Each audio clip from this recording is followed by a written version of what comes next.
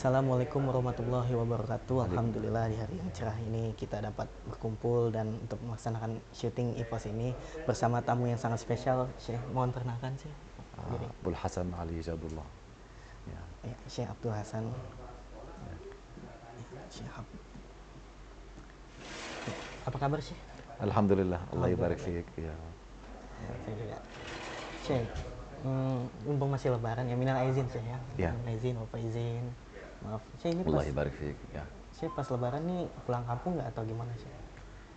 Pulang kampung. Sekarang Indonesia sebagai kampung saya sekarang. Oh, ini Indonesia. Sudah pulang kampung Sumber. Ya. Kalau di Indonesia nya di Jakartanya Syekh? Bukan, saya di Riau, Pekanbaru. Di Riau. Oh, Iya, jauh juga. Kemarin iya. ke Riau berarti pas lebaran itu. Saya tinggal di Riau. Oh, tinggal di Riau. Kemudian kalau liburan kita selalu di Sumber, Sumatera Barat. Berarti Iya. ini hari kesini tuh Apa? kesini karena ada acara ini. Saya di sini karena rutin saja, Oh. rutin bulanan. Rutin bulan. Iya, iya. Sebelumnya terima kasih saya udah datang Iya, meluangkan waktunya. sama-sama, sama-sama, Masya Allah. Saya sih ada banyak pertanyaan saya. Iya, silakan. Saya lihat dulu boleh. Iya, iya. Kalau Syekh, hukumnya tuh kalau misalnya kita sholat gitu tapi kita mengharapkan pahalanya gitu, hanya untuk mengharapkan pahalanya, itu boleh nggak sih Syekh? Mengharapkan pahala. Iya, mengharapkan untuk mendapatkan pahala gitu. Iya. Alhamdulillah wassalatu wassalamu ala Rasulillah amma ba'du. Allah Azza wa Jalla mewajibkan kita atas kita untuk beribadah kepada Allah Azza wa Jalla. Kemudian Allah Tabaraka wa Ta'ala berikan ganjaran pahala untuk ibadah. Juga ada ancaman untuk orang yang mengabaikan ibadah atau tidak mengagungkan ibadah atau meninggalkan ibadah. Ada ancaman, ada juga ada pahala untuk masalah ini. Sebagaimana Allah membuat surga, Dan kemudian membuat neraka. Artinya kita beribadah kepada Allah dengan cinta Allah Azza dan takut kepada Allah Tabaraka wa Ta'ala. Cinta pahala dari Allah dan takut ancaman dari Allah Tabaraka wa Ta'ala. Masalah ada yang sekarang ada beberapa orang atau sebagian orang berkata tidak boleh kita beribadah karena kita berharap pahala atau takut karena neraka. Ini waliyadzubillah ini tidak sah sama sekali. Bahkan kita beribadah kepada Allah, kita berharap pahala dari Allah, kemudian kita apa? Kita takut ancaman Allah Azza wa Jalla. Sebagaimana Nabi SAW bersabda, "Man ihtabasa farasan fi sabilillah", barang siapa yang memelihara seekor kuda fi sabilillah karena iman kepada Allah, mengharapkan pahala dari Allah. Paham? Semua ibadah agar mengharapkan pahala dan mengharapkan keridhaan Allah Azza wa Jalla, dan kita takut ancaman Allah Tabaraka wa Ta'ala. Bahkan rukun ubudiyah ada 3 rukun. Ada cinta kepada Allah. Cinta ini sebagai apa? Bahan bakar yang menjalankan kita di dalam jalan Allah Azza wa Jalla. Kemudian ada juga takut dan ada harap. Takut ancaman Allah, takut azab Allah. Paham? Dan harap pahala dari Allah, harap Allah menerima amalan kita, harap Allah Azza wa Jalla membalas kita dengan kebaikan. Paham? Ada takut, ada harap. Jika tidak ada takut, tidak ada harap, hanya cinta saja, waliyadzubillah, ini melahirkan orang berani untuk melakukan maksiat karena dia cinta. Paham? Tapi karena ada cinta, ada takut, ada harap, lalu orang tidak akan berputus asa, orang tidak akan melampaui batas, orang senantiasa dia ingin mencapai keridhaan Allah. Lalu 3 rukun ini merupakan rukun ubudiyah, seperti seekor burung mempunyai 1 kepala 2 sayap. Kepala seorang hamba cinta, sayap seorang hamba takut dan harap. Harus semuanya baik dan lengkap supaya engkau bisa berjalan menuju Allah Tabaraka wa Ta'ala. Masya Allah. Iya, iya. Jadi sebenarnya kita tuh nggak apa-apa gitu ya mengharapkan pahala gitu. Bahkan wajib. Wajib gitu. Wajib. Yang penting Jika sholat gitu. jika engkau tidak mengharapkan pahala, paham? Untuk apa engkau beribadah? Iya sih. Paham? Paham, Dan pasti jika Allah tidak meridai engkau, Allah tidak memberikan pahala untuk engkau. Ya. Wallah. Karena itu juga Allah berfirman, "Walladzina yad'unana raghaban wa rahaban." Orang-orang yang beribadah kepada kami secara raghab dan rahab. Cinta dan takut. Cinta dan takut. Cinta dan mengharapkan pahala dari Allah, takut ancaman Allah Azza wa Jalla. Lalu ini kondisi orang beribadah kepada Allah secara yang sah. Ya. Oh. Jadi kita tuh beribadah hanya karena takut dan mengharapkan. Betul, betul. Masya Allah. Ya, Allah ibarik fiik. Saya ada pertanyaan lanjutan sih Syekh. Iya, Jadi iya. tentang khamr. kan kita kalau meminum khamar tuh katanya ibadahnya tidak diterima 40 hari. Itu kalau kita tetap sholat itu gimana sih? La, kalau minum khamr tidak diterima ibadah 40 hari, tidak ada dalil bagi masalah ini. Tidak ada dalil. Khamar ini merupakan dosa besar. Dosa besar. Paham? Tidak mencapai had kufur. Ya, orang Khawarij yang berkata jika ada dosa besar, orang akan jadi kafir wal'iyadzubillah. Ini salah. Ini tidak sah. Dosa besar selain kufur, paham? Itu tidak mencapai ke masalah kekufuran wal'iyadzubillah. Ini hanya dosa besar saja. Paham? Dosa ini ada dosa kecil, ada dosa besar, ada kufur dan syirik. Paham? Kufur dan syirik termasuk ke kategori dosa besar. Tapi ini sudah mengeluarkan orang dari Islam. Tapi selain itu seperti zina, seperti minuman keras, seperti tidak berbakti kepada orang tua dan yang seterusnya. Ini namanya dosa besar. Dosa besar artinya ada ancaman, ada azab jika Allah tidak mengampuni dan tidak memaafkan hambanya. Paham? Masalah ibadah tidak diterima selama 40 hari harus ada dalil dari Alkitab atau dari As-Sunnah yang menjelaskan masalah ini dan tidak ada dalil yang sah wallah. Jadi sama itu tuh ini tuh nggak ada dalilnya gitu. Tidak ada dalil. Ya, ya. Yang penting kita tetap ibadah gitu. Iya, harus ibadah dan mohon maaf jika orang karena kelimahannya dia tergelincir dalam masalah minuman khamar atau yang lain, dia harus bersegera untuk bertaubat dan kembali kepada Allah. Kenapa? Karena dia tidak yakin kapan atau tidak jamin apakah dia akan hidup nanti atau tidak. Faham? Atau dia tidak jamin apakah dia bisa kembali nanti atau tidak. Mungkin engkau berkata besok anak akan bertaubat dan akan melakukan kebaikan. Bagaimana engkau jamin ini? Iya. Paham? Allah berfirman apa? Ya ayyuhalladzina amanu stajibu lillahi walil rasuli idza da'akum lima yuhyikum. Wahai orang yang beriman, penuhilah seruan Allah dan Rasulnya apabila ia, yaitu Rasul, menyuruh kalian kepada sesuatu, memberikan kehidupan untuk kalian. Okey? Ketika Rasulullah memerintahkan kita atau melarang kita, kita harus apa? Patut kepada Rasulullah. Taib. Kata Allah, wa'lamu anna Allah yahulu bainal mar'i wa qalbihi. Dan ketahuilah bahwasannya Allah membatasi antara orang dan hatinya. Engkau ingin melakukan kebaikan, tapi karena hati ini dibatasi oleh Allah, engkau tidak bisa. Kenapa? Karena yang menjalankan engkau, mendorong engkau hati. Hati ini sebagai apa? Motor untuk seorang muslim, sebagai motor mobil atau faham? Mesin, gitu ya? Mesin mobil atau mesin motor. Ya. Apakah bisa motor atau mobil bisa berjalan tanpa ada motor atau mesin? Tidak bisa. Gitu seorang hamba, engkau yang yang memotivasi engkau atau membawa engkau untuk beribadah atau khusyuk atau ini atau itu, hati. Jika hati ini ditutupi oleh Allah, dibelenggu oleh Allah, engkau ini apapun tidak bisa. Kenapa? Karena sebelumnya Allah memanggil engkau, Rasulnya memanggil engkau, engkau mengabaikan itu, lalu sebagai balasan buruk Allah membatasi antara engkau dan hati engkau. Keinginan engkau ingin beribadah, tapi tidak merasa semangat untuk melakukannya. Tidak merasa semangat ini artinya Allah membatasi antara engkau dan hati engkau. Engkau tidak bisa lancar dalam ibadah. Tapi kalau misalnya kita untuk tetap apa sih supaya tidak diitui lagi gimana? Apa Misalnya tuh? sebenarnya hati kita sudah ditutup gitu, untuk kita membukanya lagi gimana itu? Bertaubat. Bertaubat, salat taubat. Taubat ini namanya tugasnya seorang hamba seumur hidupnya. Seumur hidup. Seumur hidup. Anta bayangkan ini.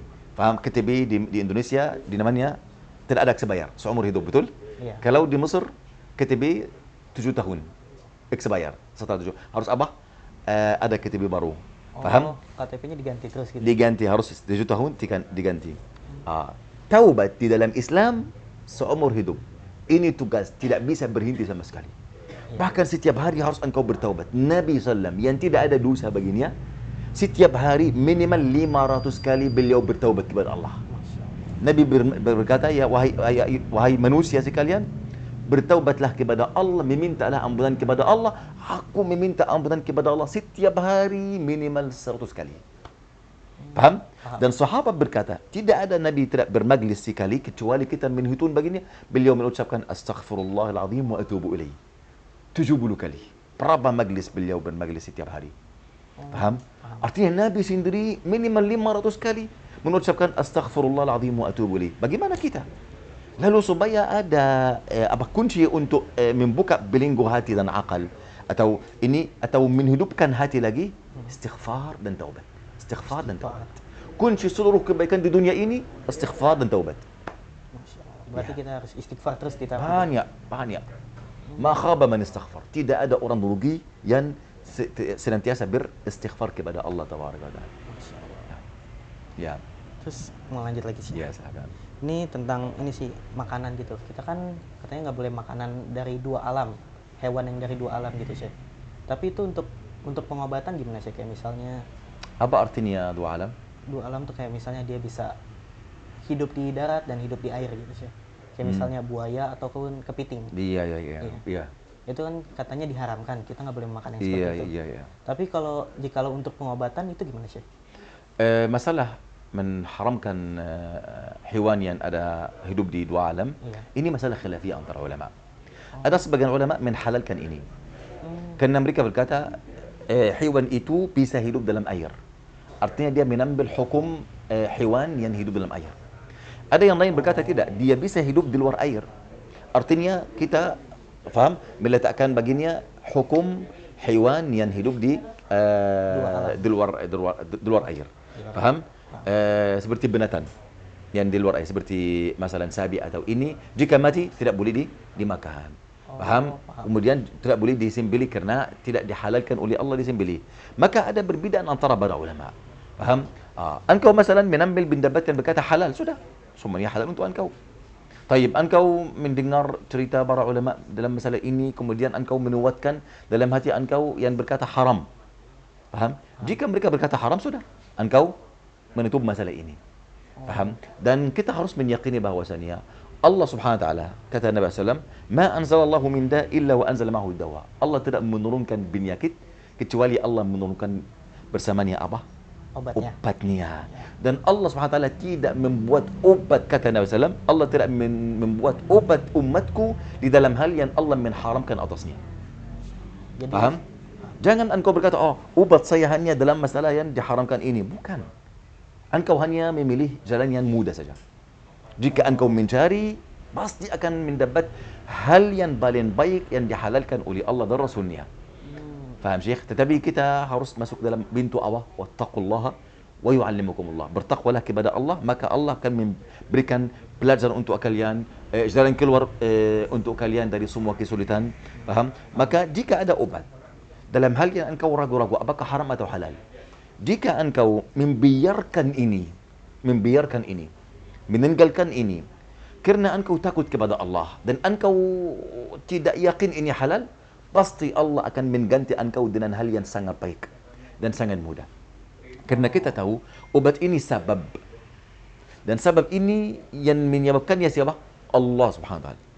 Dan sabab ini bisa jadi aktif, bisa jadi negatif. Paham? Ada orang ini obatnya dia minum tidak berguna baginya. Ada orang lain minum obat sesama, dia penyakit sama, dia sudah berguna baginya. Kenapa? Allah Azza wa Jalla yang mengizinkan untuk hal yang untuk yang pertama untuk tidak berguna, untuk yang kedua untuk sembuh. Paham? Lalu engkau bertawakal kepada Allah. Ini sabab. Lalu engkau mencari mana sabab yang halal, yang prasangka engkau yang sangat tinggi, dia ini halal. Maka engkau bertawakal kepada Allah, bukan bertawakal atas sabab. Tapi jika engkau tidak tahu sabab ini halal atau haram, biarkan untuk Allah. Pasti Allah Azza wa Jalla akan mengganti engkau dengan hal yang paling baik dan mungkin tanpa engkau menambil sabab. Tapi terus engkau mencari sabab. Tidak boleh engkau membiarkan sabab atau meninggalkan sabab. Karena kita disuruh untuk menambil sabab untuk segala sesuatu. Sampai surga dan neraka harus sabab. Mau surga harus menambil sabab, yaitu taat kepada Allah, ibadah. Paham? Neraka ada sababnya, yaitu meninggalkan taat dan ibadah dan melakukan maksiat. Ya. Kita lanjut lagi sih. Ya. Saya tuh kan sering dengar nih kalau misalnya ada khotbah Jumat gitu, bahkannya hadis gitu, hadis riwayat Bukhari, itu hadis tuh apa sih? Apa tuh? Hadis tuh apa? Hadis artinya ucapan Nabi atau perkataan Nabi atau perbuatan Nabi atau sifat yang dinukulkan oleh para sahabat tentang Nabi. Hadis ini ada berapa jenis. Yang pertama perkataan Nabi. Seperti apa? Seperti kata Nabi, innamal a'malu binniyat, sesungguhnya amalan itu tergantung niatnya. Niat. Paham? Ini apa? Ucapan. Ucapan. Paham? Yang kedua, perbuatan. Perbuatan ini artinya apa? Masalan, Utsman bin Affan berkata, aku melihat Rasulullah berwudu seperti ini dan itu dan ini. Dan dia sudah berwudu. Dan berkata, ini merupakan wudu Nabi SAW. Aku melihat Nabi berwudu seperti ini. Dia menukulkan apa? Perbuatan Nabi. Ini hadis juga. Paham? Yang ketiga, namanya sifat. Sifat ini artinya, para sahabat kata, Nabi jenggotnya panjang sampai pusat. Paham? Perutnya. Iya. Paham? Ini apa? Sifat Nabi. Atau Aisyah radhiyallahu anha ditanya, apa akhlak Nabi? Kata beliau, akhlaknya Al-Quran. Dia menterjemahkan Al-Quran di seluruh kehidupannya. SAW. Ini hadis namanya sifat Nabi. Paham? Paham. Juga ada yang bagian yang keempat namanya kesetujuan Nabi. Artinya, seorang dari sahabat melakukan sesuatu, Nabi melihatnya, Nabi tidak melarang beliau, artinya Nabi setuju perbuatan beliau. Contoh, masalah Nabi berkata kepada Bilal, wahai Bilal, amalan apa yang paling baik menurut engkau yang kau melakukannya? Kenapa wahai Nabi? Karena saya mendengar kemarin tadi malam aku bermimpi, dan mimpi Rasulullah hak benar. Tidak seperti mimpi kita. Iya, Aku bermimpi bahwasanya aku di dalam surga dan aku mendengar suara sandalmu dalam surga di hadapanku. Kata Bilal, ya Rasulullah, aku tidak pernah berwudu atau mandi. Kapan aja pada malam atau siang, kecuali aku melaksanakan salat, masya Allah an usalli. Faham? Apa yang Allah menghendaki untuk aku salat. Faham? Ini perbuatan siapa? Bilal. Perbuatan Bilal. Bilal yang melakukan ini dan Bilal ini sama Rasulullah. Rasulullah setuju. Diam artinya setuju. Karena Nabi tidak diam atas apa yang diharamkan. Maka ini namanya sunnah taqririyah. Sunnah kesetujuan dari Rasulullah. Artinya hadis ini ada 4 hal. Yang pertama perkataan. Yang kedua perbuatan Nabi. Yang ketiga namanya sifat Nabi. Yang keempat namanya kesetujuan Nabi. Paham? Ini namanya semuanya namanya hadis.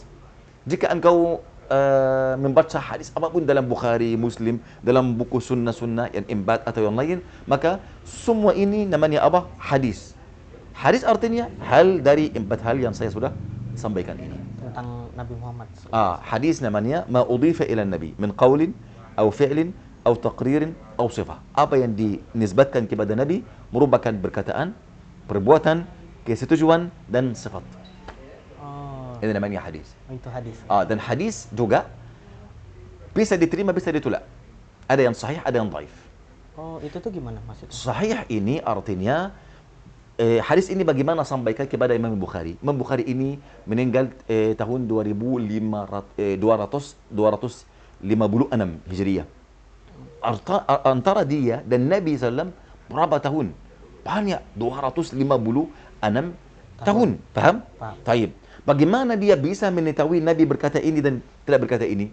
Dan menumbulkan ini dalam buku namanya Sahih Bukhari. Faham? Karena hadis ini tidak terbang dari mulut Nabi ke telinga Al-Bukhari. Tidak. Hadis ini Nabi SAW sampaikan kepada para sahabat. Para sahabat menghafal ini. Dan sebagian di antara mereka menulis ini. Kemudian para sahabat ada murid. Para sahabat namanya kibar tabi'in. Tabi'in besar. Yang menemui para sahabat. Para sahabat sampaikan hadis ini kepada para tabi'in. Para tabi'in menghafal ini. Para tabi'in ada juga murid untuk mereka. Datang dari semua negeri, para muslimin. Mereka dengar dari mulut ke dada, ke mulut ke telinga. Dari mulut ke telinga. Mereka hafal. Sampai ini disampaikan kepada siapa? Kepada para penulis buku-buku sunnah. Seperti Al-Bukhari, Muslim, Ahmad, Abu Dawud, At-Tirmidzi, Malik, Syafi'i, dan yang lain. Faham?